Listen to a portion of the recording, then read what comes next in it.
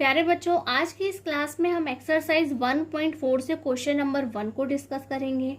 ठीक है प्यारे बच्चों, without actually performing the long division, यानी कि बिना लंबी विभाजन प्रक्रिया किए, state whether the following rational numbers will have a terminating decimal expansion और a non terminating repeating decimal expansion.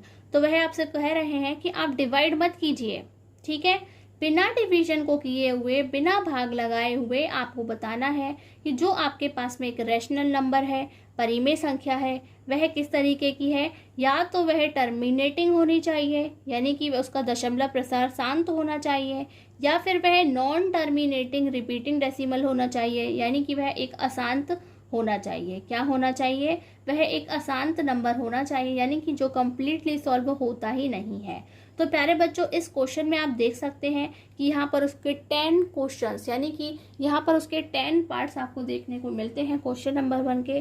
तो प्यारे बच्चों नोटिस कीजिए कि जब हमने आपको थ्योरम नंबर 1.5 कराई, तब हम आपको already question number 2, question number 8 और क्वेश्चन नंबर 9 को डिस्कस कर चुके हैं। और प्यारे बच्चों, जब हमने आपको थ्योरम नंबर 1.6 कराई, तब आप ऑलरेडी क्वेश्चन नंबर 6 को डिस्कस कर चुके हैं।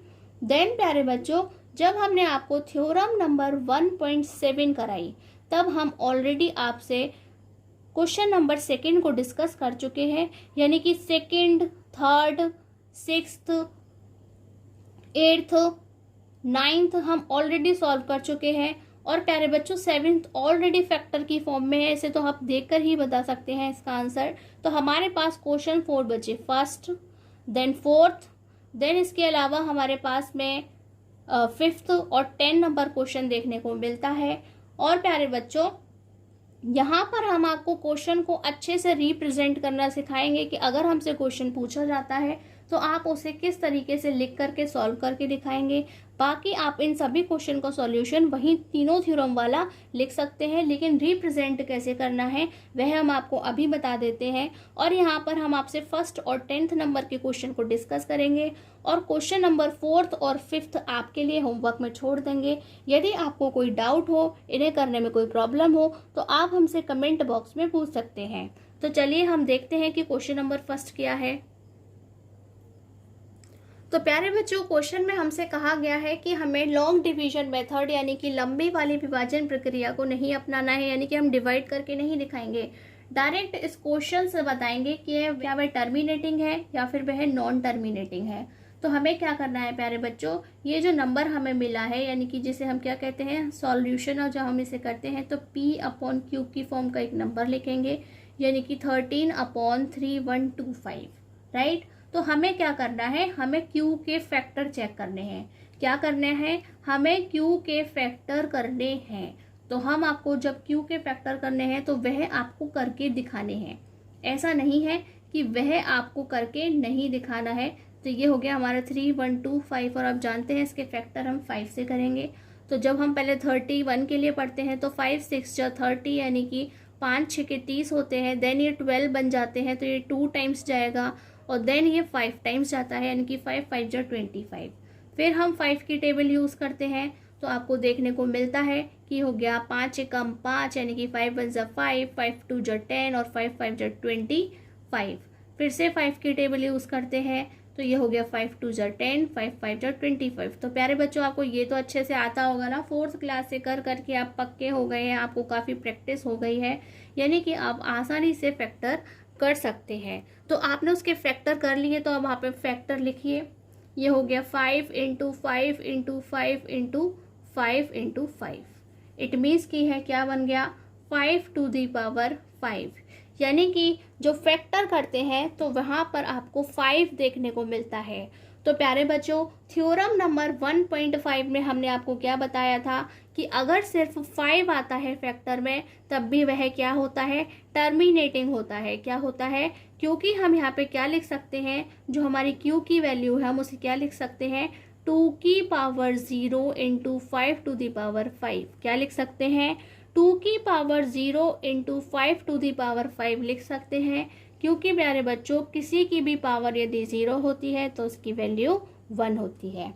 क्या होता है, किसी भी इंटीजर, नॉन नेगेटिव इंटीजर यानी कि ऋणोत्तर पूर्णांक को जब हम लिखते हैं तो उसकी पावर क्या होती है, 0 अगर हो तो वह उसकी वैल्यू 1 होती है। तो हम इस तरह से बता सकते हैं कि Q जो है उसके फैक्टर 2 की पावर n और 5 टू दी पावर 5 की फॉर्म में आए हैं, इसलिए हम यहाँ पे लिख सकते हैं hence the decimal expansion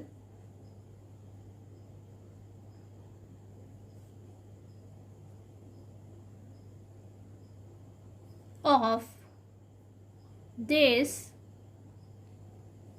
is terminating। कैसा है, वह टर्मिनेटिंग सॉल्व हो गया है।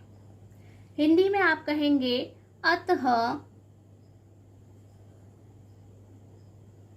13/3125 का दशमलव प्रसार शांत है। यही क्या है, आपका आंसर है। तो इस तरह से आपको अपने क्वेश्चन को वहां पर रिप्रेजेंट करना है। देन एक और क्वेश्चन यानी कि 10th क्वेश्चन को हम सॉल्व करके आपको दिखाते हैं। तो प्यारे बच्चों, आप देख सकते हैं कि जो आपको एग्जाम्पल दिया है वह देखने से ही पता चल रहा है कि अभी हम उसे और भी डिवाइड करके सिंपलेस्ट फॉर्म में, सरल रूप में लिख सकते हैं, क्योंकि 7 की टेबल से हम दोनों को कट कर सकते हैं, यानी कि 7 1 जा 7, 7 1 जा 7, 11 7 77, और हम यहाँ से देखेंगे 7 3 जा 21 यानी कि 7 या 21। तो वह सिंपलेस्ट फॉर्म में कुछ इस तरीके का दिखाई देता है। तो सबसे पहले हमें सिंपलेस्ट फॉर्म में कन्वर्ट करना बहुत ज़रूरी है। तो हमने देखा जो हमारा Q है वह क्या है, 30 है। क्या देखा, जो Q है वह 30 है। तो हमें 30 के फैक्टर करने होंगे। तो चलिए हम यहाँ पे 30 के फैक्टर कर लेते हैं। तो हम सबसे पहले 2 की टेबल पढ़ेंगे तो ये 15 टाइम्स जाता है, फिर 3 की टेबल पढ़ेंगे 5 टाइम्स जाता है, देन हम 5 की टेबल पढ़ेंगे, ये 1 टाइम जाता है। तो आपने देखा जो Q के फैक्टर हैं क्या मिले, 2 × 3 × 5।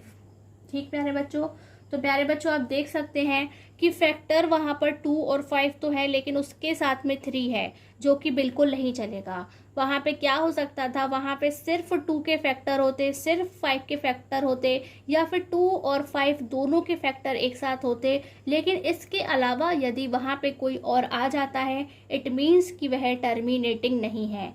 क्या है, वह दशमलव प्रसार उसका शांत नहीं है, वह अशांत है। क्या है, फैक्टर अगर हमें 2 की पावर n और 5 टू दी पावर m की फॉर्म में नहीं मिलते हैं, इट मीन्स कि वह नॉन टर्मिनेटिंग है। क्या है, नॉन टर्मिनेटिंग है। वहाँ पर वह नॉन टर्मिनेटिंग रिपीटिंग भी हो सकता है, इसलिए हम क्या कहेंगे कि वह अशांत है। तो हम कैसे लिख करके दिखाएंगे इसे, तो आप लिखेंगे यहाँ पर हैंस द डेसिमल एक्सपेंशन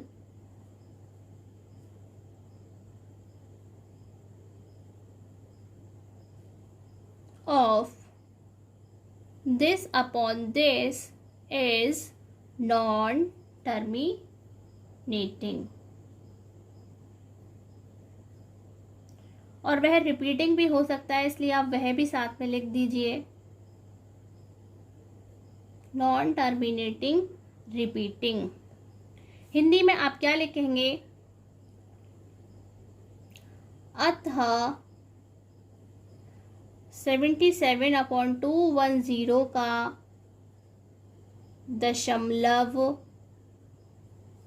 प्रसार अशांत है। यही आपका आंसर है। तो उन्होंने कहा है कि आप देख देख करके बताएं, चेक करके कि कौन सा शांत है कौन सा अशांत है, यानी कि कौन सा वह टर्मिनेटिंग है और कौन सा वहाँ पर नॉन टर्मिनेटिंग रिपीटिंग आता है। तो प्यारे बच्चों, यदि अभी भी आपको कोई डाउट हो, यानी कि यहाँ पे 10 क्वेश्चन के अंदर से ऑलरेडी हम आपको 8 क्वेश्चन बता चुके हैं, यानी कि 8 क्वेश्चन इजीली सॉल्व हो चुके हैं आपके। सिर्फ 2 क्वेश्चंस हैं जिन्हें आप खुद प्रैक्टिस करेंगे, और यदि उनमें भी आपको कोई डाउट होता है, कोई प्रॉब्लम आती है करने में, तो आप हमसे कमेंट बॉक्स में पूछ सकते हैं। आज की क्लास में बस इतना ही। नमस्कार, धन्यवाद।